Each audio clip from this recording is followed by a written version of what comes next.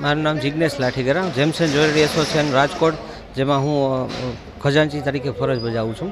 અને સોની બજારમાં ભાવ વધારો છે એને લઈને આપ શું કહેશો? આજનો સર્વોચ્ચ સપાટી છે 1,82,000 રૂપિયાનો ભાવ છે આજે. અને ચાંદીમાં બી એટલો ધરખમ વધારો છે 4,02,000 રૂપિયા આસપાસનો. તો જેને બી સોનામાં કે ચાંદીમાં જેને રોકાણ કરેલું છે એમને પૂરેપૂરું વળતર મળેલું છે આજની તારીખે. અને લગ્નગાળાની સિઝન પણ એટલી આવેલી છે અને બધા લોકો ખરીદી બી કરે છે. પણ થોડી બજારમાં એવી વાત છે કે ભાઈ આટલા ભાવે ખરીદી કરવી કે ન કરવી એમ.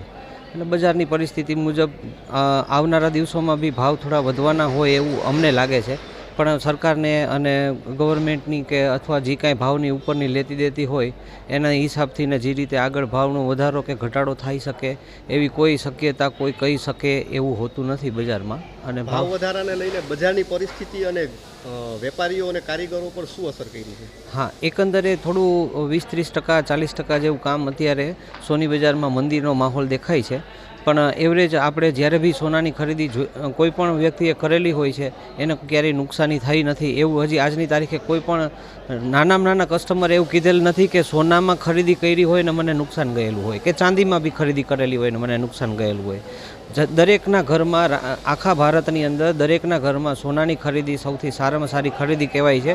અને સૌથી સારામાં સારી વસ્તુ એવી હોય છે કે જેના ઘરમાં કાંઈ પણ સોનું હોય છે ને તો એને આજની તારીખે 3 ગણા 4 ગણા જેટલો પ્રોફિટ થોડા ટૂંક સમયમાં જેને 2-3 વર્ષમાં 4 વર્ષના ગાળામાં મળી ગયેલો છે.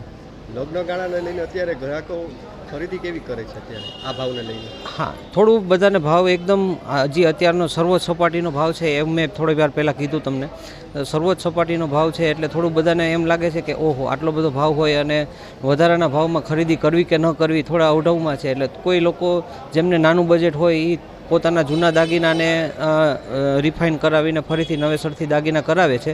પણ આજની તારીખે એવું છે કે જેટલું સોનું આપણી પાસે હશે અને જેવી ખરીદી વધારે કરી શકશો એટલું આપણું ભારત મજબૂત થશે.